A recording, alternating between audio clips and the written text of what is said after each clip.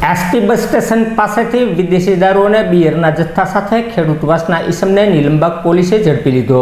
Nilambag police મથકનો staff પેટ્રોલિંગમાં હતો તે વેળાએ બાતમી મળી હતી કે એસટી બસ સ્ટેશન પાસે એક ઈસમ શંકાસ્પદ હાલતે ઊભો છે। જે બાતમીના આધારે પોલીસે દોડી જઈ શંકાસ્પદ થેલા સાથે ઊભેલા દીપકભાઈ નાથાભાઈ બારીયાના થેલાની તલાશી લેતા તેમાંથી વિદેશી દારૂ અને બિયરના ટીન મળી આવતા નીલમબાગ પોલીસે દીપકભાઈ નાથાભાઈ બારીયાની અટકાયત કરી ધોરણોસરની કાર્યવાહી હાથ ધરી હતી।